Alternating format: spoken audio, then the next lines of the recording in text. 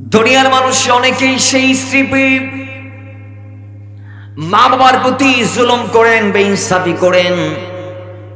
তাদের জন্য আল্লাহর কোরআন বলছে, ইম্মা ইয়াবলুগান্না ইনদাকাল কিবারা আহাদুহুমা আও কিলাহুমা ফালা তাকুল লাহুমা উফফিন ওয়ালা তানহারহুমা ওয়া কুল লাহুমা কাওলান কারীমা। জোরে বলেন সুবহানাল্লাহ।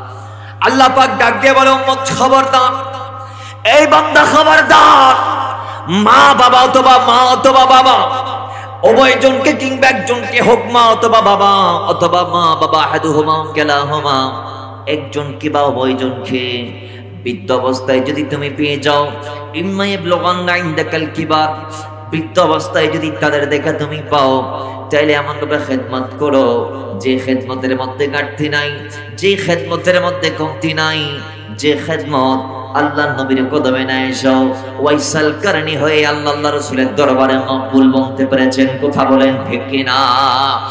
জীবনে কোনোদিন নবীর দামান ধরতে পারে নাই, রাসূলুল্লাহর সামনে গিয়ে একটা সালাম দিতে পারে নাই, দূর থেকে নবীকে সালাম দিয়েছে। আর বৃদ্ধ মা ছিল, মাকে তিনি মাটির মধ্যে রাখে নাই, বৃদ্ধ মাকে, অসুস্থ মাকে তিনি পাহাড়ের পথ পাড়ি দেওয়ার সময় নিজের পিঠে তিনি ওঝা করে উঠাই নিতেন, পিঠের মধ্যে নিয়ে মাকে বহন করতেন। সেই মার খেদমত করে ওয়াইসাল করণী এমন ভাবে মকবুল হয়েছে, যদি বা তিনি আল্লাহ নবীর দরবার থেকে 1000 মাইল 100 মাইল দূরে ছিল, কিন্তু মায়ের খেদমত করার কারণে আল্লাহ রাসূল সাহাবায়ে কেরামদেরকে তার কথা বলতে বাধ্য হয়েছে। কথা বলেন ঠিক কিনা? শুধু তা নয়, তার বাবা এমন ভাবে আল্লাহর হাবিব বলেছে যে, এই ওমর শোনো শোনো, আমি নবীর ইন্তেকালের পরে তোমাদের সাথে এমন একজন ব্যক্তির মোলাকাত হবে, এমন একজন ব্যক্তির দেখা হবে যার নাম ওয়াইস ইবনে আমের। তার দেখা সাক্ষাৎ যখন পেয়ে যাবা, আমি রাসূল বলছি, তার দেখা সাক্ষাৎ পাওয়ার পরপরই তার হাত উঠাই তোমাদের জন্য দোয়া করাই নিবা। কারণ ওয়াইসাল করণী এমন একজন ব্যক্তিত্ব, মার কারণে সে এমন ভাবে মকবুল হয়ে গিয়েছে যে ওয়াইসাল করণী হাত উঠাই দোয়া করলে আল্লাহ দোয়া ফেরত দেয় না, যেটা চায় আল্লাহ সেটা কবুল করে নেয়। জোরে বলেন সুবহানাল্লাহ। নবীজি বলছে, আল্লাহি ওয়াইসাল করণী যদি কোন শপথ করে ফেলে, তিনি যদি আল্লাহর কসমও করে কোন একটা ব্যাপারে, তাহলে আল্লাহ তার কসমকে পূর্ণ করে। সুবহানাল্লাহ, জোরে বলেন। মুসলিম শরীফের হাদিস ছিড়িয়ে ফেলে দেওয়া সম্ভব নয়। ওয়াইসের ব্যাপারে 2 থেকে 3 জায়গায় রাসূল পাক বর্ণনা দিয়েছেন। ইমাম মুসলিম রাদিয়াল্লাহু তাআলা সিহাহ সিত্তার অন্যতম কিতাব, যেটাকে আমরা সহিহ মুসলিম বলি, সে মুসলিম শরীফের মধ্যে আসছে। ওয়াইসের ব্যাপারে নবীজি বলতে বলতে এমন ভাবে বলেছেন যে, ওয়াইস যদি আল্লাহর নামে কসম করে, আল্লাহ তার শপথ পূর্ণ করে, কারণ হচ্ছে সে আল্লাহর দরবারে এমন ভাবে মকবুল হয়েছে যার দরুন তার প্রত্যেকটা দোয়া কবুল, তার প্রত্যেকটা হাত উঠানো কবুল, সে যা বলে তা কবুল, যা চাই তা কবুল। কে মেহবুব কি महफिल को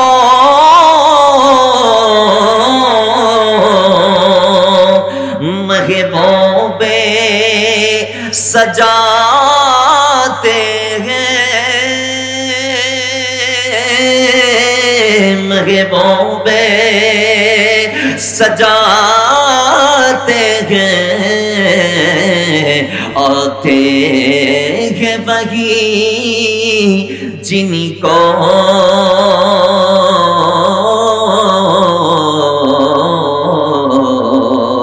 सरकार बुलाते हैं, आते हैं कि आते हैं वही जिनको सरकार बुलाते हैं। सवाल छड़े पड़ी ना मारहाबा। तो এখানে সে আসবে যাকে নবীজি মদিনা থেকে দাওয়াত করেছে। সুবহানাল্লাহ, আওয়াজ ব্রাহ্মণবাড়িয়ায় নাই, জবান খুলে বলি সুবহানাল্লাহ। একবার বললেন সওয়াব দি মিজানের পাল্লাকে পরিপূর্ণ দিবেন কে? আওয়াজ আরো জোরে। এখনো শুরু হয়েছে, अभी तो सीन बहुत बाकी है। तो এই ছোচনায় যদি আওয়াজ না থাকে সুবহানাল্লাহ যদি বলতে আমরা ভুলে যাই তাহলে গোটা মাহফিল কি অবস্থা হবে। আল্লাহ জবানকে পরিপূর্ণ করে দিন। আলা হযরত বলছে জবান দহন মে জুবা তোমারে লিয়ে, যে আয়া কা ইয়া রাসূলুল্লাহ, আল্লাহ তো আমাকে জবান দিয়েছে আপনার পক্ষে বলার জন্য। সুবহানাল্লাহ জুড়ে বলেন। নবীর পক্ষে বললে লাভ কি, বিপক্ষে বললে লাভ কি? কয় পক্ষে বললে আবু বকর হওয়া যায়, পক্ষে বললে আবু বকর হওয়া যায়, বিপক্ষে বললে আবুল হাকাম থেকে আবু জাহাল হওয়া যায়। ঠিক কিনা বলেন?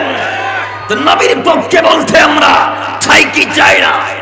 জবান ছেড়ে চাই কি চাই না? রাসূল বলেছেন আমি রহমত হয়ে জমিনে এসেছি। রহমত কে পাবে? কয় যিনি আমাকে অ্যাকসেপ্ট করে নিয়েছে। আমি নবীর রহমতের ভাগীদার সেই বন্ধু। আর যারা আমাকে পিঠ দেখিয়েছে, যারা আমার ধার ধারে নাই, দ্বারস্থ হয় না, হালাক তারা হবে। কথা বলেন ঠিক না? আল্লাহ আমাদেরকে নবী মুখী হওয়ার তৌফিক দান করুন, আমিন। চমৎকার একটি বিষয় দিয়েছে কমিটির ভাইয়েরা। মা বাবা এদের প্রতি সন্তানদের করণীয় কি, দায়িত্ব কর্তব্য কি, আমরা এই বিষয় নিয়ে কথা বলবো। আল্লাহ আমাদের বুঝে আমল করার তৌফিক দান করুন। আচ্ছা বাজান, আপনারা বলেন দুনিয়াতে আমাদের বড় একটি পরিচয় আছে, আছে না নাই? আমরা কি লাওয়ারিস? আমরা কি পরিচয় ছাড়া না? তো আমাদের সবচেয়ে বড় পরিচয় কি? আমি অমুকের সন্তান, এটা না। আমি অমুক গোত্রের ছেলে, আমার বংশ হচ্ছে চৌধুরী বংশ, এটা কি আমার বড় পরিচয়? কয় না। তো আমার বড় পরিচয় কি? কয় আমি ব্রাহ্মণবাড়িয়ার সন্তান, এটা কি আমার বড় পরিচয়? আমরা বলি, আমরা গর্ব করে বলি আমরা বাঙালি, তো এটা কি আমাদের বড় পরিচয়? কয় না। তো কোনটা আমাদের বড় পরিচয়? আমাদের বড় পরিচয় হচ্ছে আমরা মুসলমান, দয়াল নবীর উম্মত। কথা বলেন ঠিক কি না? আওয়াজে বলেন ঠিক কি না? সেই মুসলমানদের দাম এত বেড়েছে। কোরআন বলছে কুনতুম খায়রা উম্মাতিন, ইয়া রাসূলুল্লাহ, তার উম্মতরাই শ্রেষ্ঠ। আদম থেকে ঈসা প্রত্যেক নবীর সীমানা যেখানে শেষ, সেখানে আপনার নবুয়তের সীমানা শুরু সেখান থেকে। যার প্রমাণ দিয়েছে হাদিসে জিবরাইল খুলেন, লাইলাতুল আসরাতে জিবরাইল আমিন নিজে বলেছেন লাউ দানাতু আন মিলাতান লাহতারিকতু ইয়া রাসূলুল্লাহ, এই সিদরার বাইরে 1 ইঞ্চি যাওয়ার ক্ষমতা আমি জিবরাইলের নাই। তো রাসূল গেলে আমি শেষ হয়ে যাব। যেখানে জিবরাইলও যাইতে পারে না, থেমে যায়, নবীজির ক্ষমতা সেখান থেকে স্টার্ট হয়ে যায়। কথা বলেন ঠিক কি না? বাবারা আমার, ওই নবী রাহমাতুল লিল আলামিনকে পেয়ে আমরা ধন্য,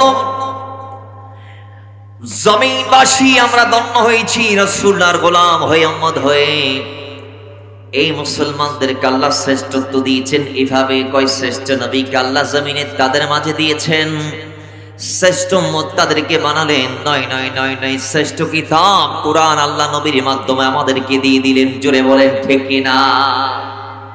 রাহমাতুল লিল আলামিন আমাদেরকে এমন একটা শ্রেষ্ঠ কিতাব দিলেন যেটা আমাদের দস্তর।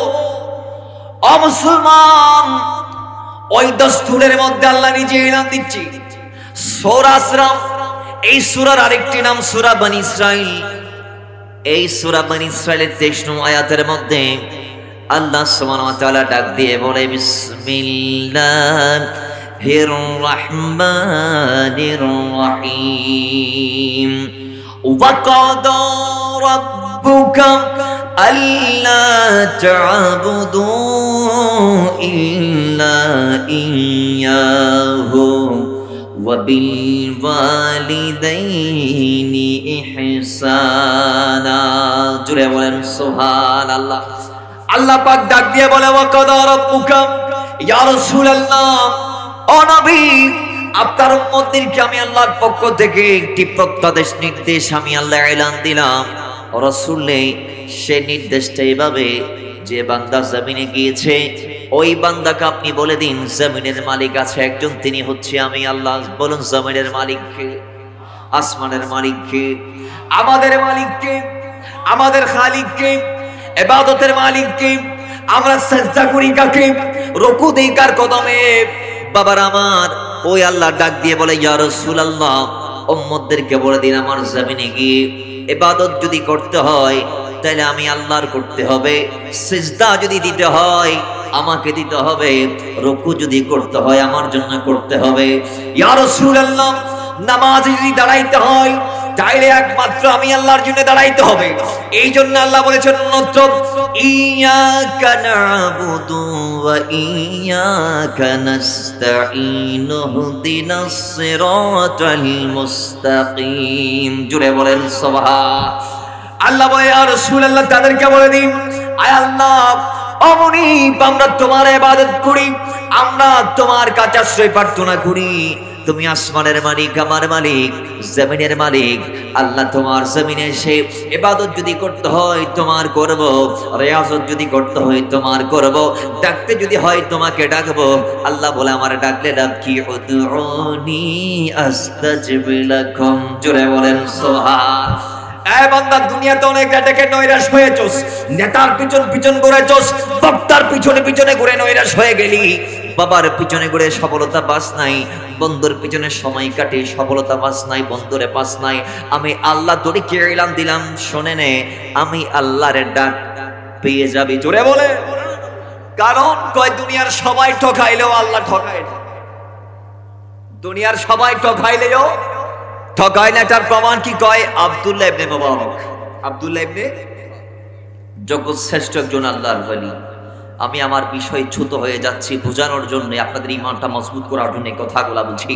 আব্দুল্লাহ ইবনে মুবারক জগৎ শ্রেষ্ঠ আল্লাহর ওলি কিভাবে হয়েছে? কয় তিনি প্রথমে ছিল বালাকের বাদশা। তিনি বলাকের বাদশাহী যখন করছিলেন সেই সময়ে তিনি আল্লাহকে কিভাবে পেয়েছে, এটা কারিব কিভাবে হয়েছে, এটার ব্যাখ্যায় অনেকে বলেছেন একদিন রাতে তিনি ঘুমালেন, তিনি ঘুমাতে যাওয়ার আগে রাজপ্রাসাদে যখন শায়িত হচ্ছেন, দেখা যায় একজন ফেরেশতা এসে একজন মানবের সুরতে তার গড়ের যে ছাদ আছে ছাদের উপর তিনি পায়চারি করছে, হাঁটাচলা করছে। হঠাৎ তিনি কদমের শব্দ শুনে এলান দিলেন, বাদশাহীর রাজপ্রাসাদের ওপরে হাঁটছো, তুমি কে? ওই আমি একজন ব্যক্তি। ওই কি করছো? ওই আমার ঘোড়া হারিয়ে গিয়েছে, আমি আমার ঘোড়াকে খুঁজছি। ওই তুমি কি পাগল হয়ে গিয়েছো নাকি? তুমি ঘোড়া হারলে রাস্তায় তালাশ করবা, তুমি রাস্তায় তালাশ না করে আমার ছাদে তালাশ করছো, কারণ কি? মানে থাকি ওই যেভাবে রাস্তায় হারানো ঘোড়াটা ছাদে তালাশ করলে পাওয়া যায় না, সেইভাবে জমিনের মালিককে লাখ কম্বল তোষক গায়ে দিও পাওয়া যাবে না। ওই আল্লাহকে পাইতে হলে সাধনা করতে হবে, ডাকতে হবে। কথা বলেন ঠিক কি না? আল্লাহু আকবার। ইয়া রাসূলুল্লাহ, জিন্দাবাদ। কয় খাটের মধ্যে ঘুমিয়ে ল্যাপ কম্বল তোষক গায়ে দিয়ে আল্লাহকে পাওয়া যাবে না। আল্লাহকে পাইতে হলে মেহনত করতে হবে, চাইতে হবে, রবকে তালাশ করতে হবে, রবকে ডাকতে হবে। এক বর্ণনা, সেদিন থেকে তিনি আল্লাহর প্রেমে মণ্ডপে ফিদা হয়ে গেলেন, আল্লাহকে পেয়ে গেলেন। দ্বিতীয় বর্ণনা কয়, তিনি যুবক অবস্থায় একজন নারীর সাথে তার ডিল হয়েছে, যে নির্দিষ্ট অ্যামাউন্টের বিনিময়ে সে একজন নারীকে প্রস্তাব দিয়েছে, হে নারী, আমি তোমাকে ভোগ করতে চাই, আমি তোমাকে পাইতে চাই, আমি তোমাকে নিয়ে একান্ত টাইম পাস করতে চাই। তো তোমার কি দাবি? ওই এত দিনার আমাকে দিতে হবে, এই টাকা যদি আমাকে দেওয়া যায়, এত পরিমাণ অর্থ করি যদি আমার হাতে তুমি তুলে দিতে পারো, আমি তোমার হবো এক রাতের জন্য, তুমি আমার হবো একটা রাতের জন্য। এখন ডিল ফাইনাল হয়েছে, অগ্রিম পেমেন্ট দিয়ে দিয়েছেন, নির্দিষ্ট রাত এসেছে, একটা নির্দিষ্ট লোকেশন সেট আপ করেছে, অমুক জায়গায় অমুক কন্যারে অমুক বাড়িতে আমরা দুজন একসাথে রাত কাটাবো। আব্দুল্লাহ ইবনে মুবারক গেলেন নারীটার তালাশের জন্য। সারা রাত তিনি নারীটার অপেক্ষার প্রহর গুনতে গুনতে গুনতে গুনতে রাতটা শেষ করে সকালবেলায় চিন্তার মধ্যে পড়ে গিয়েছে, হায় হায়, একটা নারীকে পাওয়ার জন্য অগ্রিম পেমেন্ট দিলাম, অগ্রিম টাকা দিলাম, নারীটা আমাকে ওয়াদা দিয়েছে আসবে বলে, কিন্তু সারা রাত আমি তার অপেক্ষায় ছিলাম, আমি তাকে পাই নাই। এই একটা রাত যদি আমি আমার মওলাকে পাওয়ার জন্য কোরবান করতাম, হয়তো আমি পেয়ে যাইতাম। যে একটা রাত আমি আজকে সময় কোরবান করেছি একটা নারীকে পাওয়ার জন্য, সে একটা রাত মওলার জন্য ব্যয় করলে মনে হয় আমি এতক্ষণে মওলাকে পাইতাম, মওলার সাড়া পাইতাম, মাওলাকে পেয়ে যাইতাম, কারণ তিনি তো ওই মাওলা যিনি বলেছে উদউনি আস্তাজিব লাকুম, আমাকে ডাকো আমি সাড়া দিব। ফেরেশতারা আল্লাহর হাবিবের গোলামেরদের এই আরজি তারা যে আল্লাহকে ডাকছে সেটা 24 ঘন্টা রবের দরবারে নিয়ে যাচ্ছে। রব তোমাকে অমুক বান্দা অমুক জায়গা থেকে ডাক দিচ্ছে, কে কোন জায়গা থেকে ডাক দিচ্ছে, রহমতের ফেরেশতারা আল্লাহর দরবারে পেশ করছে আপনাদের আমাদের সকলের ডাকগুলা। আর আল্লাহ বলেছেন ওয়া ইজা সাআলাকা ইবাদি আন্নী ফাইন্নী করিব উজিবু দাওয়াতাদ দাঈ ইযা দাআনি, আমি সেই আল্লাহ যে আল্লাহ বান্দার জানের চেয়ে নিকটে আছি, আর আমি ওই আল্লাহ আমাকে ডাকলে আমি বান্দার ডাকে সাড়া দেই। দুনিয়ার মানুষ তো সেই আল্লাহ যাকে ডাকলে আল্লাহ সাড়া দেয়, সেই আল্লাহ ডাক দিয়ে বলছেন ওয়াকাদা রাব্বুকা আল্লা তা'বুদু ইল্লা ইয়াহু, হাবিব তাদেরকে বলেন যদি ডাকতে হয় তারা যেন আমাকে ডাকে। জোরে বলেন সুবহান। বাবারা আমার আল্লাহ ডাক দিয়ে বলে ওয়াকাদা রাব্বুকা আল্লা তা'বুদু ইল্লা ইয়াহু, ইয়া রাসূলুল্লাহ এই আমার বান্দাদেরকে বলে দিন তারা যেন আমারে ডাকে, আমার ইবাদত করে, আমার রিয়াজত করে, এরপর আমার ইবাদতের পরে আমি আল্লাহ ওই বান্দাদেরকে আরেকটা ডিউটি দিলাম। সেই ডিউটিটা হচ্ছে যে ওয়াবিল ওয়ালিদাইনি ইহসানা। জুড়ে বলেন সুবহান। হাবিব তাদেরকে বলে দিন আমি আল্লাহর ইবাদতের পরে আরেকটা দায়িত্ব আমি আল্লাহ তাদেরকে দিয়ে দিলাম। সেই দায়িত্ব হচ্ছে যে তাদের বাড়িতে আমি আল্লাহ যে দুটা নিয়ামত রেখেছি, যেই নিয়ামত গুলার নসল দিয়ে আমি আল্লাহ আমার বান্দাদেরকে জমিনে পাঠাইলাম। কয়েকটা নিয়ামতের নাম মা, আরেকটা নিয়ামতের নাম বাবা। আল্লাহ হাবিব ডাক দিয়ে বলে আমার আল্লাহ এলান দিয়েছে তার ইবাদতের পরে তোমরা যেন তোমাদের আপন পিতা মাতার খেদমতের মধ্যে আত্মনিয়োগ করো। জোরে বলেন সুবহানাল্লাহ। তাহলে আল্লাহ বলেছেন কি কয় আমি আল্লাহর নির্দেশ হচ্ছে। আল্লাহ কি বলছেন? আল্লাহ বলছেন হাবিব এই দুটা প্রত্যাদেশ, একটা আমি আল্লাহর ইবাদত, এরপরে মা বাবার খিদমত। দেখুন ইসলামে মা বাবাকে কতটুকু আলা মাকান দান করা হয়েছে যে আল্লাহ তার ইবাদতের পরে, তার ইয়াদগারির পরে, তার ওয়াফাদারির পরে যাদের কথা বলেছেন তারা হচ্ছে মা আর বাবা।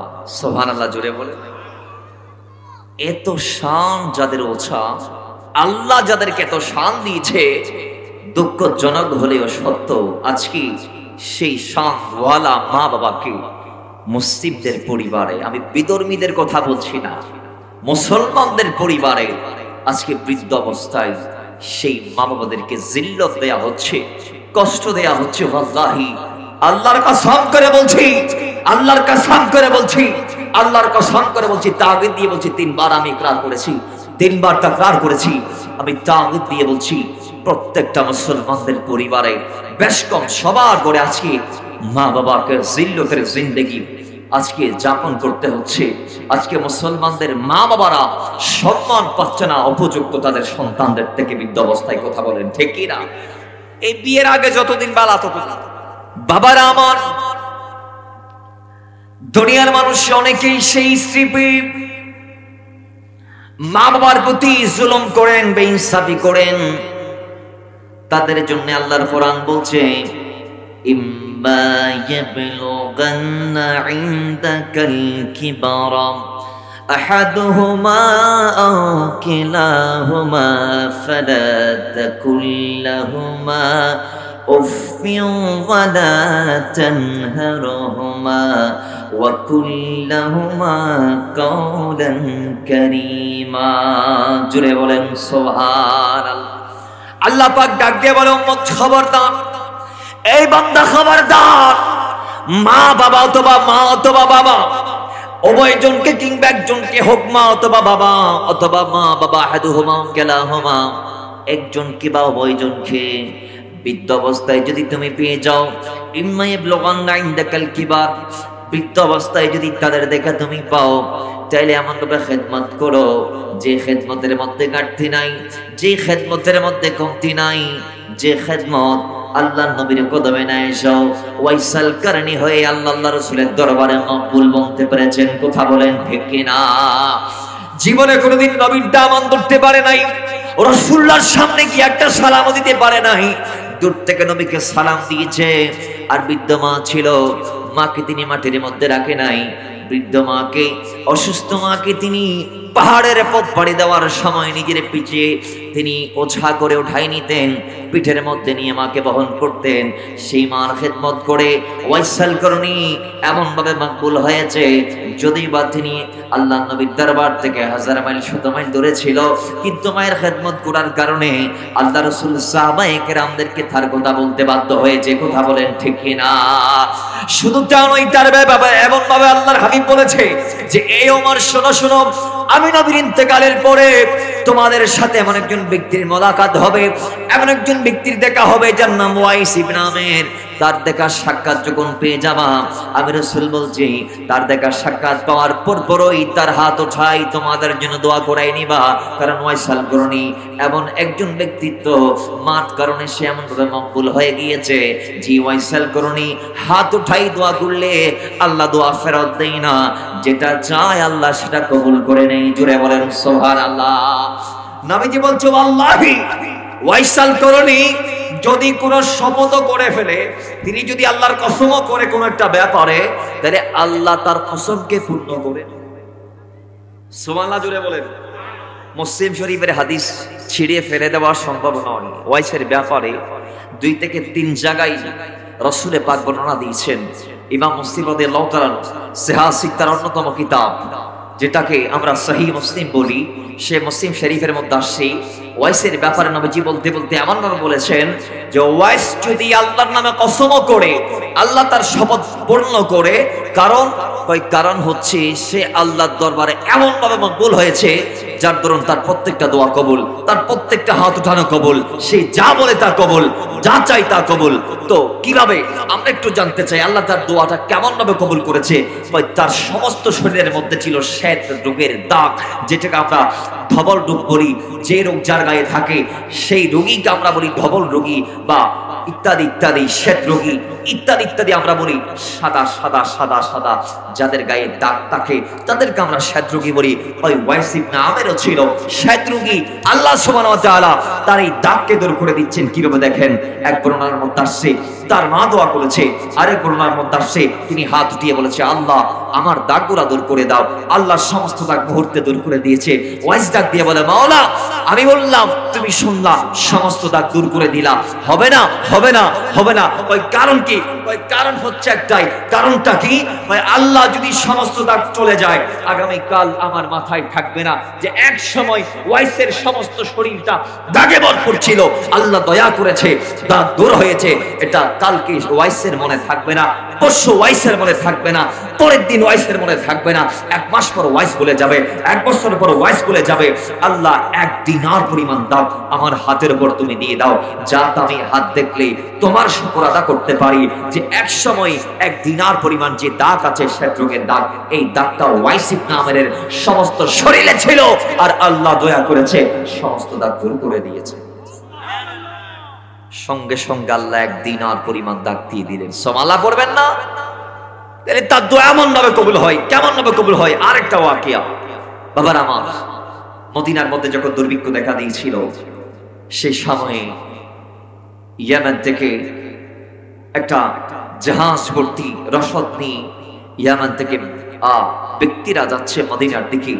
সেই জাহাজে ছিল ওয়াইসাল করণী। মাছ দরিয়ায় গিয়ে জাহাজ ডুবে যাচ্ছে। ওয়াইস ইবনে আমের জাহাজ থেকে নেমে তিনি মুসল্লা বিছিয়ে পানির উপর নামাজ শুরু করে দিয়েছে। এখন জাহাজে যারা ছিল এরা হাও মাও করে চিৎকার মেরে বলে আপনি কে যিনি পানিতে ডুবেন না? আপনি কে যিনি পানির উপর হাঁটতে পারেন? আপনি কে যার চাইনা মাছ পানি ডুবাইতে পারেন? ওয়াইস ইবনে আমের নামাজের সালাম ফিরিয়ে কয় আমি ওয়াইস ইবনে আমের। আমাকে ওয়াইস করণী বলা হয়, মানুষ আমাকে পাগল মনে করে নীল চূড়ায়। আমি সেই ওয়াইসাল করণী, মায়ের দেওয়ানা নবীর পাগল। কয় আপনি যেভাবে আজকে পার পেয়ে গিয়েছেন এই ডুবন্ত জাহাজ থেকে, আমরাও পার পাইতে চাই, আপনি আমাদেরকে রক্ষা করেন। কয় বাঁচানোর মালিক আমি নয় আল্লাহ। সুবহানাল্লাহ জোরে বলেন। বাবার আমার তিনি কয় চাইলে আল্লাহর কাছে চাও। তারা কয় আমরা তো এত চাই আল্লাহ বাঁচান, আল্লাহ তো বাঁচায় না, জাস্ট ডুবে যায়। কয় তাহলে একটা কাজ করো, সিনার ভিতর থেকে দুনিয়ার যত সব আছে, দুনিয়াতে এই হৃদয়টা যারা যারা দিছিলা তার থেকে নিয়ে নাও, আল্লাহরে দিয়ে দাও। জুড়ে বলেন সুবহানাল্লাহ। হৃদয়ের সিংহাসনের মওলারে বসাও, কারণ সিংহাসন একটাই। কারে বসাবেন? কি মওলারে না দুনিয়ারে? তো যে কলবে দুনিয়া থাকবে সেই কলবে মওলা থাকবে না, যে কলবে মওলা থাকবে সেই কলবে দুনিয়া থাকতে পারবে না। কথা বলেন ঠিক কি না? তো ওয়াইজ বলে দুনিয়া বাদ দিয়ে দাও, দুনিয়া বের করো, মওলারে আসলে বসাও। হয় আমরা দুনিয়ার সমস্ত সংস্রব থেকে নিজেকে আলাদা করে ফেললাম, এই হৃদয়ের আসনে মওলাকে বসাইলাম। হয় আবার বিসমিল্লাহ কয় পানিতে নামো, বিসমিল্লাহ বলে তারা পানিতে নেমেছে। কয় এখন দেখা যায় তারাও ডুবে না, তারাও হাঁটতেছে। এখন তারা বলতেছে আপনি যেহেতু এই সব পারলেন, এখন জাহাজ তো ডুবে গেছে, এটার একটু উদ্ধার করেন। কারণ কি? এটা কি আছে আমি উদ্ধার করতাম? একটা জিনিস আছে। কি? হয় মদিনার মানুষের জন্য আমরা খানা নিয়ে যাচ্ছি, রসদ নিয়ে যাচ্ছি, কারণ মদিনার মানুষ না খায় মরি যাচ্ছে, দুর্ভিক্ষ চলছে মদিনায়। তখন ওয়াইস ইবনে আমের বলছে ঠিক আছে, আমি দোয়া করব জাহাজ উত্তোলনের জন্য, একটি শর্ত আমার আছে। কয় শর্ত কি? ওই শর্ত করা হচ্ছে যে আমি যদি দোয়া করে জাহাজটা উদ্দিন করে দেই, তুলে দেই, আমাকে ওয়াদা দিতে হবে আপনারা মদিনাবাসীদের প্রত্যেকের দাঁড়ে দাঁড়ে গিয়ে নিজের হাতে জিনিসগুলা দিবেন, কারো মাধ্যমে দিবেন না, মারফত ছাড়া নিজে পায়ে জারি করে গিয়ে দিবেন, তো দাঁড়িয়ে করে দিয়ে দিবেন। বলে আমাকে এই ওয়াদাটুক দিতে হবে। আমরা ওয়াদা দিয়ে দিলাম। আমিও দোয়া করতে শুরু করলাম। তিনি দোয়া করলেন, আল্লাহ নবীর দেশের মানুষ অনাহারে মরছে, ইয়ামানের মানুষ আহার নিয়ে যাচ্ছে, মাওলা তোমার হুকুম হয়েছে, পানির নিচে সেই আহার ডুবে গিয়েছে, মাওলা তুমি চাইলে তুলে দিতে পারো। সুবহানাল্লাহ, আরো জোরে বলেন। দোয়া করতে দেরি, ওয়াল্লাহি জাহাজ আবার উঠে যাইতে দেরি না। সুবহানাল্লাহ। তার মানে বলার সঙ্গে সঙ্গে জাহাজ, বলেন জাহাজ উঠে গেছে। তার নবীজি এজন্য ওয়াইস ইবনে আমেরের ব্যাপারে বলেছেন, ওমর ওয়াইস হাত উঠাইলে কবুল। কারণ কি? কারণ একটা, তিনি মায়ের খেদমত করার কারণে। জোরে বলেন সুবহানাল্লাহ। বাবারা আমার, শুধু তা নয়, মায়ের খেদমত করলে লাভ কি?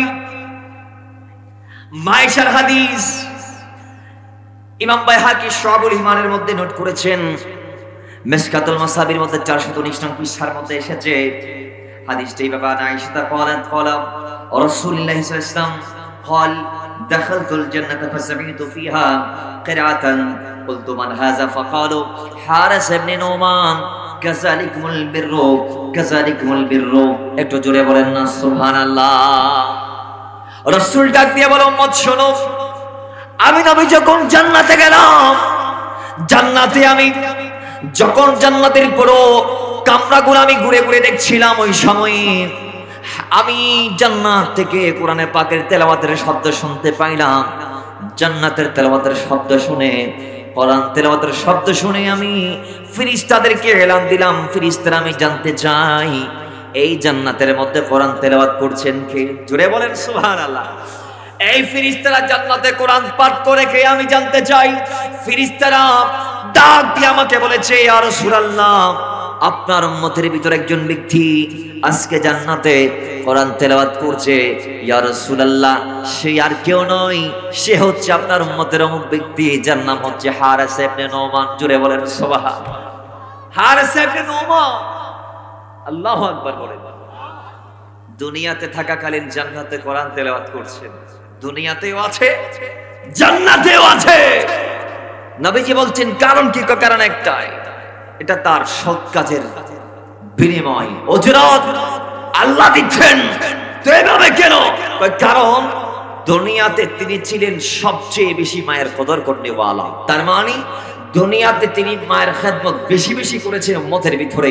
এজন্য আল্লাহ সুবহানাহু ওয়া তাআলা তার সব কাজের বিনিময়টা এইভাবে দিচ্ছেন যে তিনি দুনিয়াতে থাকাকালীন সময়েও আল্লাহ তাকে জান্নাতে পায়চারি করার, ঘোরাঘুরি করার সুযোগ দিয়েছেন এবং কোরআন তেলাওয়াত করার সুযোগ করে দিয়েছেন। জোরে বলেন না সুবহানাল্লাহ। বাবারা আমার, মায়ের খেদমত করলে লাভ কি? খেদমতটা করলে লাভ কি? ইমাম বুখারী হাদিসটা কোট করছেন বুখারী শরীফের মধ্যে। দেখেন, মা বাবার খেদমতের কারণে ইমাম বুখারী হাদিসটা কোট করেছেন, ইমাম মুসলিম হাদিসটা কোট করেছেন মিশকাতুল মাসাবির মধ্যে 420 নং পৃষ্ঠার মধ্যে হাদিসটা এসেছে। হাদিসের রাবি হচ্ছে হযরত আব্দুল্লাহ ইবনে ওমর রাদিয়াল্লাহু তাআলা। হযরত আব্দুল্লাহ ইবনে ওমর রাদিয়াল্লাহু তাআলা তিনি বলছেন যে বনি ইসরাঈল নামে একটা সম্প্রদায় ছিল, তাদের অপর আল্লাহ লক্ষ লক্ষ নবী প্রেরণ করেছেন, তারা 50-এর ঊর্ধ্বে নবীকে কতল করেছে। কয়জনের ঊর্ধ্বে? 50-এর ওপরে নবীরে তারা নিজের হাতে কতল করছে। এরা এত বড় সম্প্রদায়, এত বড় মারাত্মক ফিতনাবাজ। তো ওই বনি ইসরাইল এর 3 জন যুবক, এরা কিন্তু আবার বদকার না নেককার? এরা কি মাথায় রাখবেন, কোরআন হাদিসে নেককার বদকার উভয়ের আলোচনা এসেছে। নেককার বদকার উভয়ের আলোচনা আসছে। তো এই 3 ব্যক্তি কিন্তু বদকার ছিলেন, এরা নেককার ছিলেন কিভাবে? বাবারা আমার, ইবনে ওমর ডাক দিয়ে কয়, ও রাসূলুল্লাহ বলেছে আমি শুনেছি 3 ব্যক্তি পথ পাড়ি দিচ্ছেন, জঙ্গলার মাঝখানে রাস্তা, হঠাৎ করে বৃষ্টি বাদলের দিন চলে আসলো, মেঘের গর্জনে আকাশটা ছেয়ে গেল। বাবারা আমার, ওই সময়ে মুহূর্তের মধ্যে বৃষ্টির আগমন হলো। বৃষ্টি নাজিলের সময় তারা বলে, এই জঙ্গলে আমরা লুকানোর মতো, নিজেকে আবদ্ধ করার মতো কোনো জায়গা নাই। একটা জায়গা পেলাম, ওই যে দেখো সামনে একটা গুহা দেখা যায়, আসো আমরা গুহার ভিতরে যাই, নিজেকে আবদ্ধ করি, সেভ করি, নিজের বৃষ্টির থেকে হেফাজত করি। ওই 3 জন মিলে গুহার ভিতরে গেল। আল্লাহর হুকুম, একটা পাথর এসে গুহার মুখ বন্ধ হয়ে গেল। হাই হাই হাই হাই, কি হয়ে গেল? কি করতে গেল? হয়ে গেল কি? এখন মুক্ত করবেন কে?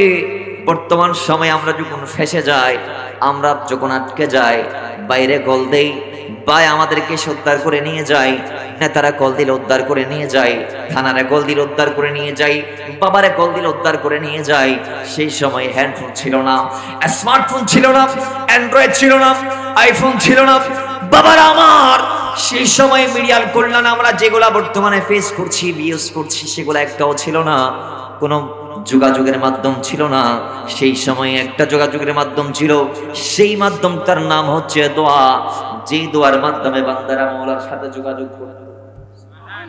আরো জোরে বলেন বাবারা আমার। এবার মাওলাকে টেলিফোন করছেন কিভাবে? একজন বলতেছেন, কয় আমরা 3 জন আটকে গেলাম জীবন মরণের সন্নিকটে, আমরা যদি চেষ্টা করি তারপরও আমাদের দ্বারা বিশাল পাথর সরানো সম্ভব হবে না, কারণ গুহার ভিতরে ঢুকেছি, উপর তাল্লা বন্ধ করে দিয়েছে, এখন আসমান দেখা যায় না। পাথর ঠেলিমিলি দেখলেন এটা নড়ে না, বিশাল পাথর, বিরাট ওজনের। কি করবে? কয়েকটা কাজ করো, দোয়া। কিভাবে? কয় তোমরা বা আমরা 3 জনই নিজের জীবনের সেই ঘটনাগুলাকে সামনে রেখে দোয়া করব আজকে, যেই ঘটনাগুলো আমরা শুধু মাওলার জন্য করেছি। সুবহানাল্লাহ। যেই ইবাদত আমরা শুধু মাওলার সন্তুষ্টির জন্য করেছি, মাওলার জন্য আমাদের জীবনের যে সেকেন্ডগুলো আমরা ব্যয় করেছি, সেই সেকেন্ডগুলোকে মনে করো, আল্লাহর দরবারে সেই সেকেন্ডগুলোকে পেশ করো, আর আল্লাহর দরবারে ফরিয়াদ করে বলো, আল্লাহ অমুক কাজের ওসিলায় তোমার জন্য আমি যে কাজটা করেছি, সেটা যদি তোমার দরবারে মকবুল হয়ে থাকে, আল্লাহ পাথরখানা সরিয়ে দাও। এই জিনিসগুলোকে সামনে রেখে দোয়া করছেন। প্রথম ব্যক্তি এভাবে হাত উঠিয়ে বলে, মাওলা আমার একজন মা আছে, একজন বাবা আছে, আমার 2 জন সন্তান আছে, স্ত্রী আছে। মাওলা আমি একজন চাষি, আমি চাষবাস করে খাই এবং মেষ চড়াই। আমি আমার ছাগলকে খাবার দেওয়ার জন্য আমি প্রত্যেকদিন চারণ ভূমিতে যাই, ছাগলকে ঘাস খাওয়াই, তারপর বাসায় আমি ছাগল থেকে দুধ দহন করি। প্রথম আমার মাকে খাওয়াই, আমার মারে খাওয়ার পরে আমার সন্তানদের মুখে আমি সেই দুধ অবশিষ্ট যা থাকে তা তুলে দেই। মাওলা এইভাবে আমার জীবন চলে। মাওলা রে, একদিন আমার চারণভূমি আমাকে অনেক দূর নিয়ে গিয়েছে, আমি ছাগলকে দেওয়ার মতো ঘাস পাচ্ছিলাম না। ঘাসের তালাশে বের হয়ে যাইতে যাইতে যাইতে যাইতে অনেকটা পথ পাড়ি দিয়ে আমি ঘাস পেয়ে এরপর ছাগলকে সেগুলা খাওয়াই। আস্তে আস্তে লিঙ্গার হয়ে গিয়েছে, অনেক রাত হয়ে গিয়েছে। মাওলা এরপর আমি এসে বাসায় দীর্ঘ রাতে আমি দুধ দহন করলাম বকরি থেকে, ছাগল থেকে। মাওলা এরপরে আমার সর্বপ্রথম যে কাজ সেটা করার জন্যে মা বাবার কামরায় আমি প্রবেশ করলাম। কদম দিয়ে দেখি মা ঘুমিয়ে গেছে, বাবা ঘুমিয়ে গেছে। মাওলা সেই রাতে আমি দুধের পেয়ালা হাতে নিয়ে আমার মা বাবার শিওরে সারা রাত জেগে আছিলাম, সারা রাত জেগেছিলাম, সারা রাত জেগেছিলাম। ওই যে বাইজিদ মুস্তাফির মতো মায়ের জন্য পানির গ্লাস হাতে নিয়ে সারা রাত দাঁড়িয়েছিল, সেইভাবে তার থেকে 1000 বছর আগে, তার থেকে 1000 বছর আগে দুধের গ্লাস দাঁড়িয়ে, দুধের গ্লাস হাতে নিয়ে বনি ইসরাইলের এই ব্যক্তিটা দাঁড়িয়েছিল। রাত কোরবান হয়ে গিয়েছে, তার দুঃসন্তান তার কদমে এসে ছোট্ট ছোট্ট মাসুম বাচ্চা। আপনারা জানেন সন্তান কে? কয় যারা বাবা মায়ের চোখের মণি। সন্তান কে? কয় যাদেরকে বাবা মারা নিজের জীবনের চেয়ে বেশি ভালোবাসে। সন্তান কে? কয় যাদেরকে মানুষ করানোর জন্য বাবা মারা নিজের জীবনটা কোরবান করে দেয়। সন্তানকে কয় বাবার সমস্ত যাদের জন্য। সন্তানকে কয় মায়ের গোটা জিন্দেগির কোরবানি যাদের জন্য। কয় সেই আদরের সন্তানরা আমার কদমে মওলা সারা রাত কেঁদেছে, বাবা দুধ দাও, দুধ দাও। এক ফোঁটা পানিও গালে নিতে পারি নাই, কিছু খাইতে পারি নাই। মওলা দাদা দাদি তো ঘুমিয়ে গিয়েছে, আমরা ছোট্ট বাচ্চা মাসুম বাচ্চা খোদার তাড়না সহ্য করতে পারছি না। দুধ দাও না মওলা, দুধ দাও না মওলা। সারা রাত ধরে মওলা তারা আমার কাছে দুধ চেয়েছে, কিন্তু আমি দেই নাই শুধুমাত্র মা বাবাকে দেওয়ার জন্য। জোরে বলেন মওলা, আমি তাদের প্রতি নারাজ ছিলাম বলে এটা করি নাই, শুধুমাত্র আমি করেছি তোমার ভালোবাসায়, শুধুমাত্র আমি করেছি আমার মা বাবার ভালোবাসায়। মওলা এই জিনিসটা যদি তোমার দরবারে মকবুল হয়ে থাকে, মা বাবার যে খেদমতটুক করেছি সেটার ওসিলায় এমন একটা ব্যবস্থা করো যাতে পাথরটা সরে আমরা আসমানটা দেখতে পাই। দেখা গিয়েছে ওয়াল্লাহি দোয়াটা করার সঙ্গে সঙ্গে মা বাবাকে যখন ওসিলা বানিয়ে দোয়া করলেন, মা বাবার জন্য তার যে ত্যাগ ছিল সেদিন রাতের, সেটাকে সামনে রেখে যখন দোয়া করলেন, আল্লাহর কসম পাথর সরে গিয়েছে, আল্লাহ সরিয়ে দিয়েছেন, তারা আসমান দেখতে পেয়েছে। জুড়ে বলেন তাহলে খেদমত করার দরকার আছে না নাই? আর একটু আসতে বলে বাবারা আমার না করে কোনো গতি নাই। কেমন? হাদিসে পাক আসছে দুনিয়ার মানুষ মা বাবার খেদমত করা মানে নিজের জান্নাতের পথটাকে সুগম করা, আর মা বাবাকে পিছন দেয়া, মা বাবাকে পেছনে রাখা, মা বাবার খেদমত না করা, জাহান্নামের পথটাকে সুগম করা। কিভাবে? আল্লাহর নবী রাহমাতাল লিল আলামিনের কদমে একজন সাহাবী ডাক দিয়ে বলে, আয়া কায়া রাসূলুল্লাহ, ও মদিনার নবী রাহমাতাল লিল আলামিন, আমরা আপনার কদমে জানতে চাই মা বাবার সম্পর্কে একটু বলুন। রাসূল সঙ্গে সঙ্গে বললেন, মা বাবার ব্যাপারে একটা শব্দ দিয়ে আমি শেষ করতে চাই, হুমা জান্নাতুকা ওয়া নারুকা। সাহাবী শোনো, মা বাবা এত বড় অধ্যায় যাদের ব্যাপারে আমি নবী বলতে পারবো, শেষ করতে পারবো না। সংক্ষেপে একটা শব্দের মাধ্যমে আমি বলতে চাই, হুমা জান্নাতুকা ওয়া নারুকা, এরাই তোমার জান্নাত, এরাই তোমার জাহান্নাম। বলুন এর চেয়ে বড় আর কথা হতে পারে? এর চেয়ে বড় আর কথা হতে পারে না। কেন? কয় একজন ব্যক্তির মঞ্জিলে মাকসাদ, শেষ ঠিকানা হচ্ছে হয় জান্নাত না হয়, বলেন হয় জান্নাত না হয়। নবীজি এগুলার ব্যাপারে ফয়সালা দিয়ে দিয়েছেন। কয় মা বাবা হচ্ছে তোমার জান্নাত এবং জাহান্নাম। কিভাবে? মুহাদ্দিসরা ব্যাখ্যা করেছেন, কয় এটার ব্যাখ্যা এইভাবে, যে ব্যক্তি মা বাবাকে পেয়ে খিদমত করেছে, মেহনত করেছে, সাধনা করেছে, তাদের জন্য জান্নাত হচ্ছে হাদিয়া। যারা মা বাবা পেয়ে মা বাবার কদর করতে পারে নাই, জাহান্নাম তাদের জন্য হাদিয়া। কথা বলেন ঠিক কি না? আর এক হাদিসের মধ্যে বলা হয়েছে, সাখাতুর রাব্বি ফি সাখাতিল ওয়ালিদ, রিদার রাব্বি ফি রিদাল ওয়ালিদ ওয়া সাখাতুর রাব্বি ফি সাখাতিল ওয়ালিদ। কয় মা বাবাকে রাজি করা মানে আল্লাহকে রাজি করা, আর মা বাবারে নারাজ করা মানে আল্লাহরে নারাজ করা। বলুন আল্লাহরে নারাজ করে আমাদের কোনো লাভ হবে? একটু আসতে বলেন হবে? হবে না। দুনিয়াতে মাওলাকে যারা নারাজ করে ফেলেছেন, মাওলার রহমতের চাদর তাদের উপর থেকে উঠে গিয়েছে। মাওলার রহমতের চাদর যাদের উপর থেকে উঠে গিয়েছে, জমিনে তারা টিকতে পারে না একটা সেকেন্ড, এক সেকেন্ড তো। আর ওয়াল্লাহি আমি হাদিসও পড়েছি, এটা প্র্যাকটিক্যালও পেয়েছি। আপনি যদি আপনার জীবনটাকে জীবন বানাইতে চান, আমরা যেগুলা কাটাচ্ছি সচরাচর এগুলোর নাম জীবন নয়, এগুলোর নাম অভিশাপ। তা আমি বলবো, আপনি যদি আপনার জীবনটাকে জীবন বানাইতে চান, তাহলে মা বাবার কদর করুন। কার কদর? কারণ হাদিসে পাক আসে, মা বাবার কদর করলে দুইটা জিনিস বেড়ে যায়, একটা হচ্ছে সম্মান আর একটা হচ্ছে আয়ু, একটা হচ্ছে রিজিক আর একটা হচ্ছে বয়স। আল্লাহ আপনার হায়াত বাড়িয়ে দিবেন, আল্লাহ আপনার রিজিক বাড়িয়ে দিবেন। কিন্তু বর্তমান সময় এমন, আমরা বিরাজমান দেখছি। সময়টা এমন চলছে যে মুসলমান পরিবারও মা বাবার কদরটা করা হচ্ছে না। আমরা দেখছি যারা কোটি টাকার মালিক তাদের মা বাবাদেরকে বৃদ্ধাশ্রমে পাঠিয়ে দেওয়া হচ্ছে।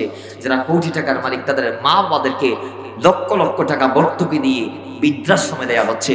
মুসলমান এইভাবে একজন সন্তান তার সফলতা পাইতে পারে না, কারণ রাসূল বলেছে সফলতা মা বাবার কদমে। কিভাবে?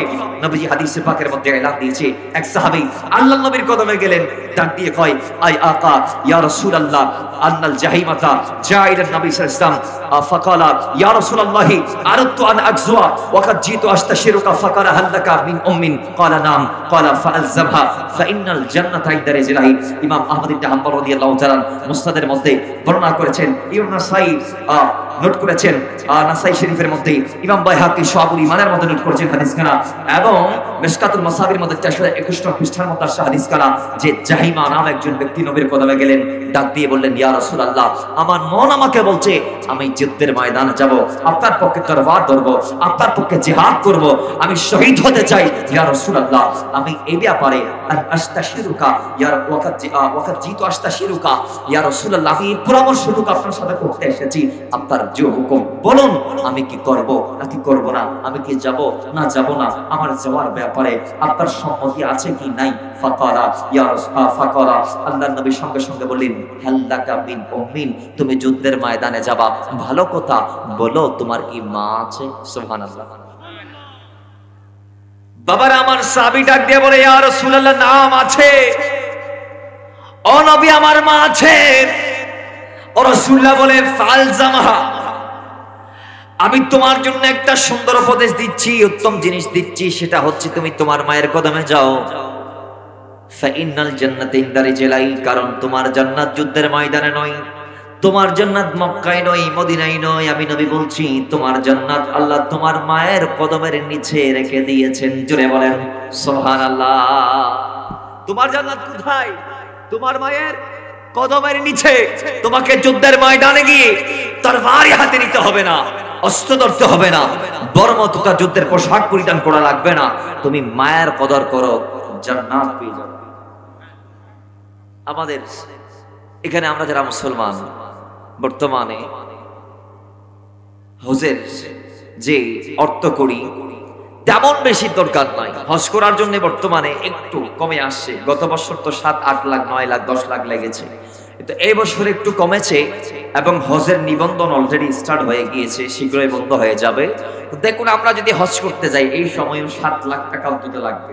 কত বলেন? কয়রা? 7 লাখ টাকা লাগবে। তো সবার ঘরে কি 7 লাখ টাকা আছে? বলেন বলেন আছে? তা আপনারা এখন অন্তরে একটা খৌফ আছে, কি কয় আল্লাহ একজন মুমিনের একটা স্বপ্ন হচ্ছে জীবন একবার মক্কায় যাওয়া, মদিনায় যাওয়া। কথা বলেন ঠিক কিনা? আরো জোরে বলেন না ঠিক কিনা? তো মক্কা মদিনায় না যাই কি আমরা জমিন থেকে বিদায় নিব? কিরামান কাতিবিনের সম্মুখীন হব? আমরা কি মালাকুল মউতের দ্বারস্থ হব? আমরা কি কবরের বাসী হয়ে যাব মক্কা মদিনায় না গিয়ে? আল্লাহ আমরা কি মক্কা মদিনায় যাইতে পারবো না? আমাদের নসিবে কি নাই? তো নবী ডাক দিয়ে বলছে চিন্তার কোনো কারণ নাই। আরে মক্কা মদিনায় যাওয়ার দরকার কি? আমি নবী বলছি ঘরে যদি মা থাকে যাও, মায়ের চেহারার দিকে একবার নজর রাখো। কয়বার? জোরে বলেন কয়বার? একবার নজর দিলে আল্লাহ একটা কবুল হজের সওয়াব লিখে দিবে এক নজরে। এখন 10 লক্ষ টাকা খরচ করে আপনি মক্কায় গেলেন, মদিনায় গেলেন, হজ করলেন, হজ কবুল হয়েছে কি হয় নাই কোনো গ্যারান্টি? বলেন কোনো গ্যারান্টি? কিন্তু ওয়াল্লাহি মায়ের চেহারায় একবার তাকাইলে একটা কবুল হজের সওয়াব। একটু জোরে বলেন সুবহানাল্লাহ। বাবারা আমার সাহাবী ডাক দিয়ে বলে, ইয়া রাসূলুল্লাহ ও নবী আমি জানতে চাই আমি যদি 2 বার তাকাই তাইলে কি আল্লাহ 2টা কবুল হজের সওয়াব দিবে? নবীজির সঙ্গে সঙ্গে বলছেন অবশ্যই অবশ্যই। তোমার কি জানা নাই আল্লাহ তিনি ওই মহাজাত যিনি বেনিয়াস আল্লাহুস সামাদ, তিনি কারো মুহতাজ নয়, মুকাব্বিকি নয়, তিনি কোনো কিছুর পরোয়া করে না। ওই আল্লাহর দফতরে ওই আল্লাহর ধনভাণ্ডারে, ওই আল্লাহর কুদরতি হাত মোবারকে কোনো কিছুর ঘাটতি নাই। তুমি যদি দৈনিক 1000 বার তাকাও, আল্লাহ সুবহানাহু ওয়া তাআলা তোমাকে 1000 বার তাকার কারণে 1000টা মকবুল হজের সওয়াব দান করবে। জুড়ে বলেন সুবহানাল্লাহ। তাহলে সাহাবীকে আমার নবী ডাক দিয়ে কয়, তুমি 1000 বার তাকাইলে আল্লাহ তোমাকে 1000টা কবুল হজের সওয়াব, জুড়ে বলেন না, কবুল হজের সওয়াব দান করবে। কারণ মা এত বড় নিয়ামতের নাম। জুড়ে বলেন সুবহানাল্লাহ। হ্যাঁ, দুনিয়াতে আমার নবী আসার আগে 1000 মা ছিল, লক্ষ মা ছিল, কোটি মা ছিল, কিন্তু মায়ের কদর ছিল না। তো রাহমাতাল লিল আলামিনের আগমনের অনেক কারণ আছে, তার মধ্যে একটা কারণ হচ্ছে মায়ের কদর বাড়ানো। মায়ের কদর, বলেন মায়ের শান। তা আমার নবীর উম্মতরা যদি নবী যে মিশন আর মিশন নিয়ে দুনিয়াতে কদম দিয়েছেন, এসেছেন, তশরিফ এনেছেন, সেই দায়িত্বটুক যদি আমরা আদা না করি, নবীর দেয়া মেসেজ গুলাকে যদি আমরা না মানি, তাহলে মানবে কে? কথা বলেন ঠিক কি না? আল্লাহ আমাদের মানার তৌফিক দান করুন। কোরআনে আল্লাহ বলেছেন, মা আতাকুমুর রাসূলু ফাখুযুহু, নবী যা করতে বলেছেন তাই করবা। সুবহানাল্লাহ, জোরে বলেন। আল্লাহ করার তৌফিক দান করুন। করলে লাভ নেই। আরেকটু ব্যাখ্যা, বাবার আমার, নবীজি বলছেন করতে হবে, কারণ না করলে নামাজ, রোজা, হজ, যাকাত যা আছে এক্সেট্রা এক্সেট্রা তোমার জান্নাতের দোয়ার পর্যন্ত পাঠাইতে পারবে না। তুমি ভেসে যাবা। ওই জান্নাত দূরের কথা, কবর তো দূরের কথা। কবরের আগে যে মৃত্যুর একটা ধরা আছে, ধরা, এর আগে যে সাকারাতুল মউতের একটা ধরা আছে, আল্লাহর কসম নবীজির একটা ধরার থেকেও বাঁচা। বলেন একটা ধরার থেকেও বাঁচা। তানবীহুল গাফিলিনের মধ্যে ফাকিয়া আল্লামা আবুল্লাহ সামারকান্দি আলাইহি রাহমাহ ৭৭ নং পৃষ্ঠার মধ্যে হাদিসটা কোট করেছেন। এই হাদিসের রাবি হচ্ছে হযরত আনাস ইবনে মালিক। তিনি খাদামুর রাসূল। তিনি আমার নবীর কদমে এমন ভাবে মকবুল হয়েছে, কিভাবে দেখেন। আনাসের মা নবীর কদমে গেল। বাবারা আমার, আনাসের মা নবীর কদমে গেলেন। গিয়ে দেখতে পাচ্ছে আল্লাহর নবীর সাহাবী এক একজন এসে আল্লাহর নবীকে এক একটা জিনিস হাদিয়া দিচ্ছেন। আনাসের মা দেখতে পাচ্ছেন কেউ নবীকে উট দিয়ে দিয়ে, কেউ নবীকে ঘোড়া দিয়ে দিচ্ছে, কেউ নবীকে দিনার দিচ্ছে, দিরহাম দিচ্ছে। আল্লাহর নবীর কদমে এক একজন এক একটা কুরবান দিচ্ছে। আনাসের মা ডানে তাকাইলেন, কিছু নাই। বামে তাকাইলেন, দেওয়ার মতো নবীরে তার কিছু নাই। এখন তিনি দেখতে পাচ্ছে একটা সন্তান আছে। সুবহানাল্লাহ, একটা সন্তান আছে যার নাম আনাস। তিনি ডাক দিয়ে কয়, ইয়া রাসূলুল্লাহ, আমার দেওয়ার মতো তো কিছু নাই। আমার যদি টাকা থাকতো, ইয়া রাসূলুল্লাহ, আমি সেই টাকা আপনার কদমে হাওলা করতাম, দিয়ে দিতাম, কুরবান করতাম। নবী দেওয়ার মতো টাকা আমার নাই, আমার দেওয়ার মতো অর্থ নাই, দেওয়ার মতো গোড়া নাই, উট নাই, কিছু নাই। আমার একটা সন্তান আছে যার বয়স 10 বছর। ইয়া রাসূলুল্লাহ, ও নবী, এই সন্তানটাকে আমি আপনি নবীর কদমে কুরবান দিয়ে দিলাম, খেদমতে দিয়ে দিলাম। ইয়া রাসূলুল্লাহ, আপনি কবুল করেছেন কিনা? আল্লাহর নবী বলে, আমি কবুল করে নিলাম। আনাস বলে, সেদিন থেকে নবীর খেদমত আমি শুরু করেছি। আমি অনেক গুণ নবীর খেদমত করতে গিয়ে করেছি। আল্লাহর নবী আমাকে কোনোদিন ধমক দেই নাই, আল্লাহর নবী আমাকে হুমকি দেই নাই, গালমন্দ করে নাই। অথচ আজকে গোলাম আমাদেরও আছে, খেদমত করার মধ্যে আমাদের ব্যক্তির অভাব নাই, কিন্তু আমরা তাদের একটা ভুলের কারণে যেভাবে ছড়াও হয়ে যায়, তাদেরকে গালমন্দ করি, ধমক দেই। না না মুসলমান, এইগুলা করা যাবে না। ওই সাহাবী রাসূল আনাস ডাক দিয়ে বলে, রাহমাতাল লিল আলামিন নূরানি জবান দিয়ে বলতে আমি শুনেছি, ওই আলকামা নামে একজন যুবক সাহাবী ছিল। ওই সাহাবী ইন্তেকালের আগে এমন ভাবে তার জবানটা আল্লাহ বন্ধ করে দিয়েছেন। রাহমাতাল লিল আলামিনের কদমে তার স্ত্রী এসেছে, এসে ডাক দিয়ে বলে, ইয়া রাসূলুল্লাহ, আমার স্বামী আলকামা আপনি কি চিনেননি? কয়, চিনি। কি হয়েছে? ওই রাসূল নেই, সেই সাহাবী আপনার ওই গোলাম, আমি তার স্ত্রী। আমার স্বামীটা আজকে মুমূর্ষ অবস্থায় কাতরাচ্ছে। আমার মন আমাকে বলছে আর বেশিক্ষণ বাঁচবে না, মারা যাবে। নবীরে, আমি ইসলামের যে একটা তারিকা আছে, আপনি যে বলেছেন কেউ যদি মৃত্যু শয্যায় উপনীত হয়, লাকিনো, তাকে কালমার তালকিন দাও, তাকে কালমার তালকিন দাও, তাকে কালমার তালকিন দাও। নবী, আমি তাকে গিয়ে কালমার তালকিন দিলাম। পড়ো লা ইলাহা ইল্লাল্লাহ মুহাম্মাদুর রাসূলুল্লাহ, লা ইলাহা ইল্লাল্লাহ মুহাম্মাদুর রাসূলুল্লাহ, লা ইলাহা ইল্লাল্লাহ মুহাম্মাদুর রাসূলুল্লাহ। একবার কালমা শরীফ ইকরার করলে আল্লাহ ওই বান্দার গুনাহ মাফ করে দেয়। এক বর্ণনার মধ্যে আসছে 4000 সগীরা গুনাহ আল্লাহ মাফ করে। কয় হাজার? 4000। ওই ইয়া রাসূলুল্লাহ, আমি সেই কলমার তালকিন দিয়েছি, সেই কলমা পড়তে পারে না, জবান বন্ধ। নবী আমি তাকে নামাজের জন্য যখন ডাকতে গেলাম, ফজরের আগে আগে আমি দেখছি সেই সাকরাতের বিছানায় কষ্ট সহ্য ওই সময়টা পার করছে। রাসূল, আপনার কাছে এসেছি, আমার স্বামীর জন্য ইমিডিয়েটলি ব্যবস্থা নিন। সে বেঈমান হয়ে মারা যাবে, এইভাবে যদি বিদায় নেই, সে যদি এইভাবে ইন্তেকাল করে, কালমা যদি সে বলতে না পারে, ইমানের উপর তার ইন্তেকাল হবে না, ইমানের উপর তার প্রস্থানটা হবে না, সে বেঈমান হয়ে মরবে। নবী, আমার বড্ড ভয় হচ্ছে, আপনি একটা ব্যবস্থা করুন। নবী বলে, কে আছো?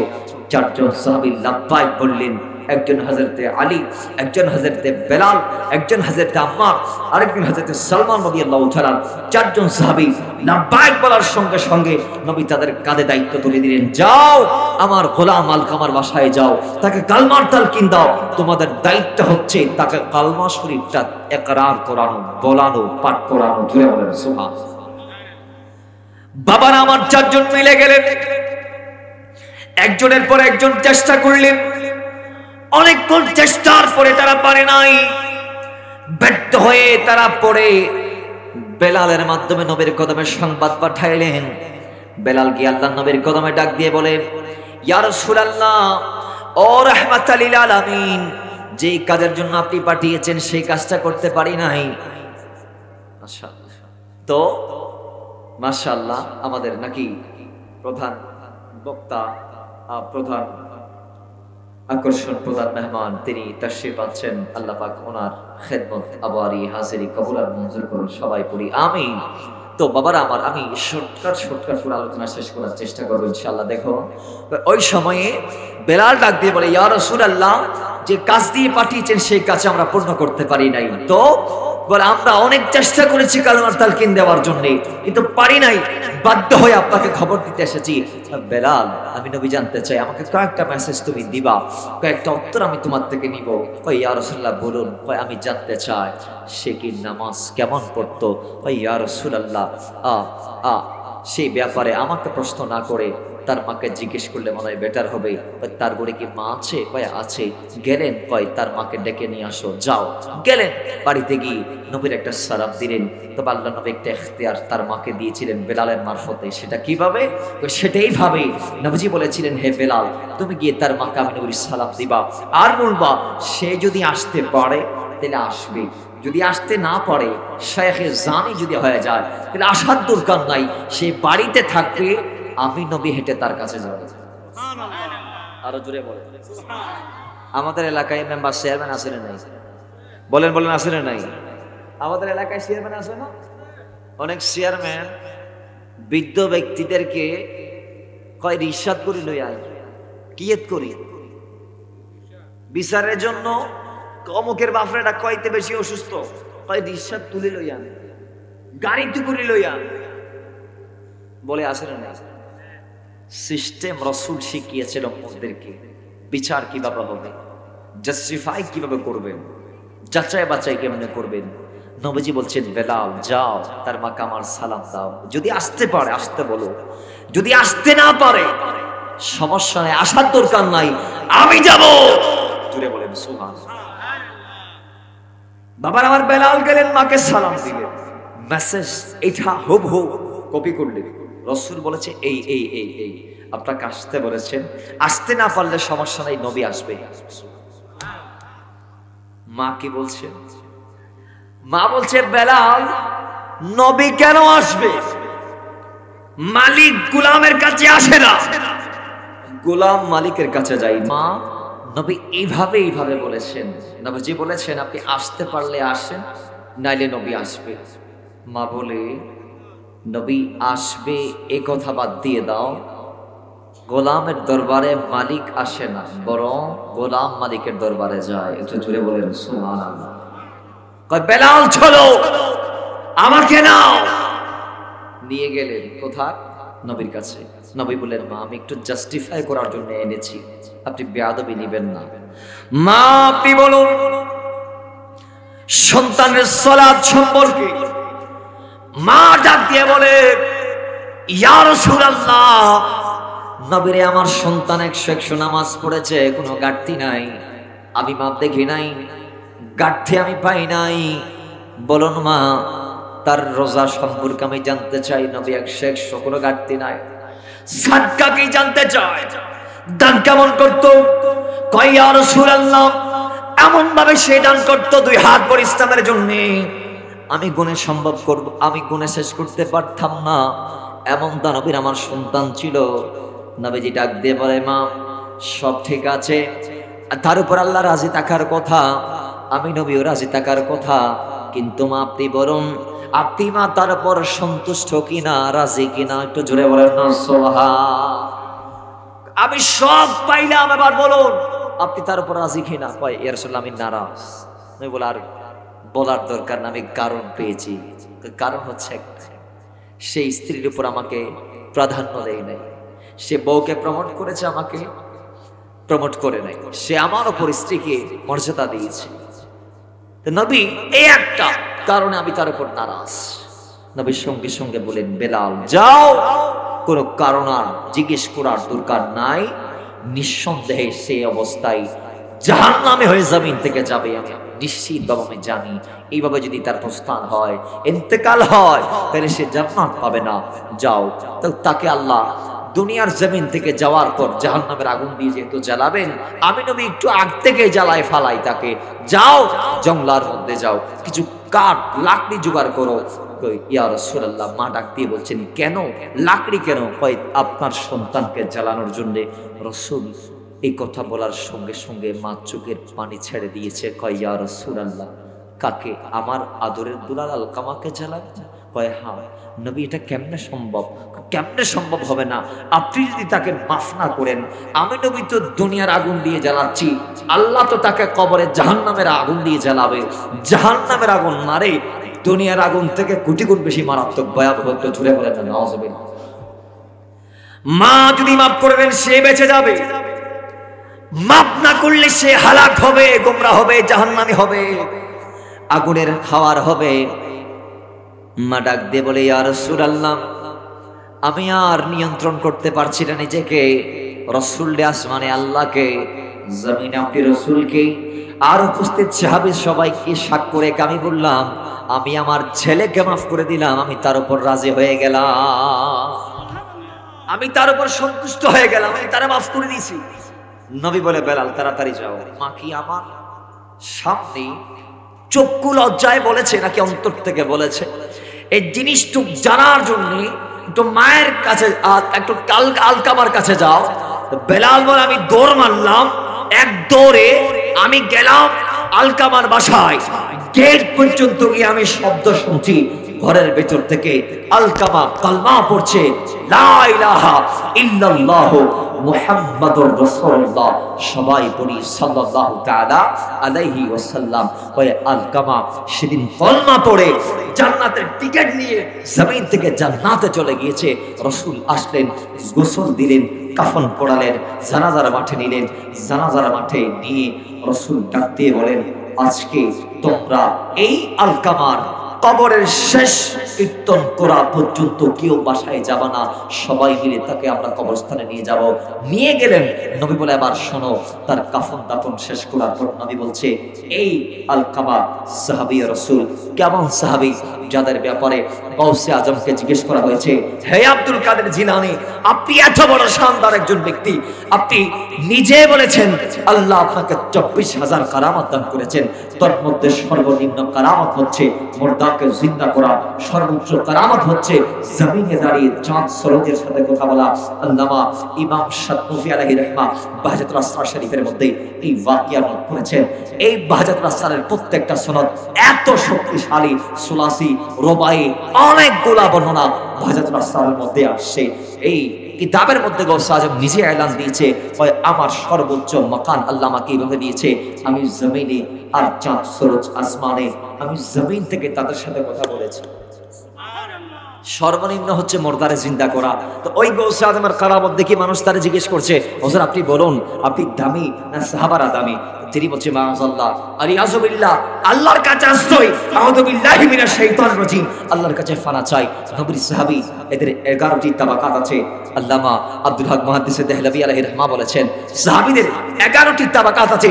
তার মধ্যে সর্বনিম্ন আদনা যারা, তারা হচ্ছে যারা মক্কা বিজয়ের পরে ইসলামের সায়াতলে আশ্রিত হয়েছেন, দাখিল হয়েছেন, মুসলমান হয়েছে, সেই সাহাবীদের সর্বনিম্ন যে সাহাবী গৌসে আজম বলছে, সে যদি কোন একটা যুদ্ধে ঘোড়ার পিঠে চড়ে যুদ্ধ করেছে, সেই ঘোড়া যুদ্ধ করতে গিয়ে তার নাকে খুরিতে যে ধুলা লেগেছে, আমি আব্দুল কাদের জিলানী নই, গোটা বিশ্বের সমস্ত আল্লাহকে যদি এক পাল্লায় রাখা হয় আর নবীর একজন আদনা সাহাবীর ব্যবহৃত ঘোড়ার পায়ের ধুলাকে এক পাল্লায় দিলে, আল্লাহর কসম সাহাবীর ঘোড়ার ধুলা দুনিয়ার সমস্ত আল্লাহর চেয়ে ভারী হয়ে যাবে।